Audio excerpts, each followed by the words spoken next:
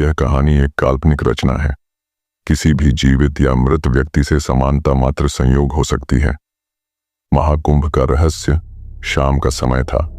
सूरज गंगा की लहरों को सुनहरी आभा दे रहा था। हवा में धूप और अगरबत्ती की हल्की सुगंध घुली थी। चारों ओर घंटियों की ध्वनि गूंज रही थी और दूर से साधुओं के मंत्रों की गूंज सुनाई दे रही थी। गंगा घाट पर सूरज एक शिला पर बैठा आंखें मूंद कर ध्यान लगाने की कोशिश कर रहा था, लेकिन उसके भीतर एक अजीब सी बेचैनी थी।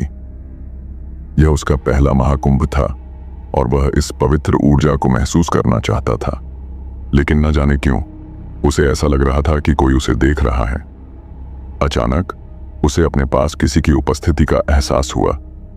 उसने आंखें खोलीं तो देखा कि एक वृद्ध साधु पास बैठे थे। उनकी आंखों में एक रहस्यमयी चमक थी, मानो वे किसी के भीतर तक देख सकते हों।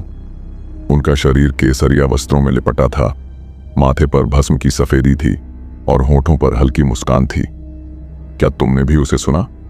साधु ने रहस्यमयी स्वर में पूछा। सूरज चौंक गया। किसे? साधु ने गंगा की लहरों की ओर इशारा किया। गंगा बहती है, मगर जो उसे सुनना जानता है वह कहानियां भी सुन सकता है। सूरज कुछ कहने ही वाला था कि साधु ने पूछा, क्या लाया है तुझे यहां बालक? सूरज ने मुस्कुराते हुए जवाब दिया, मैं एक फोटोग्राफर हूं। मेरी पढ़ाई पूरी हो चुकी है, नौकरी भी है, लेकिन मेरा असली जुनून तस्वीरें लेना है।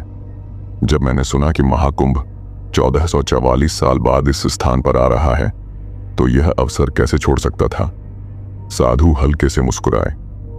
महाकुंभ अब वैसा नहीं रहा जैसा पहले हुआ करता था।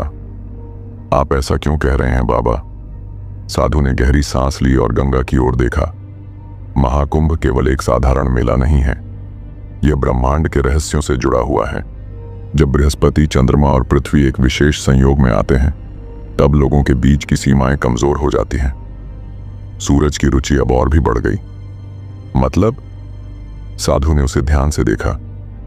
मतलब यह कि यहां जो साधु संत आते हैं वे सब इस दुनिया के नहीं होते।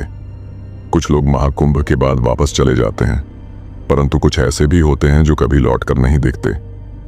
सूरज के रोंगटे खड़े हो गए। क्या आपने कभी ऐसे किसी साधु को देखा है? साधु ने मुस्कुराते हुए कहा, सिर्फ देखा नहीं, कुछ तो अब भी यही हैं, लेकिन उन्हें पहचान पाना आसान नहीं। सूरज ने तुरंत अपना कैमरा उठाया। हाँ बाबा, मैंने कई तस्वीरें ली हैं, नागा साधुओं की, अघोरियों की, सन्यासियों की।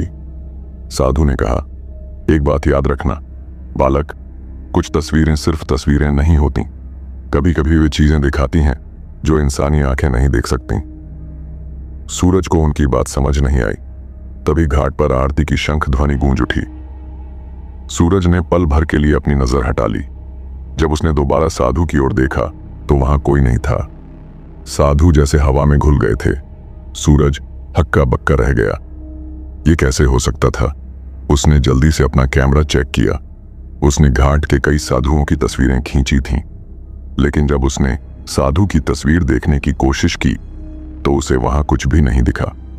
फोटो में खाली शिला थी, लेकिन वहां जहां साधु बैठा था हल्की सी धुंधली आकृति थी, मानो कोई साया हो।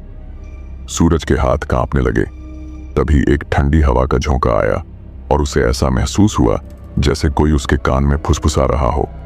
कुछ लोग लौटकर नहीं जाते और कुछ कभी दिखते ही नहीं। सूरज ने घबराकर कैमरा बंद किया और घाट छोड़कर तेजी से भीड़ में शामिल हो गया। लेकिन उसके मन में एक सवाल अब भी गूंज रहा था। क्या उसने सच में किसी साधु से बात की थी या फिर किसी और से?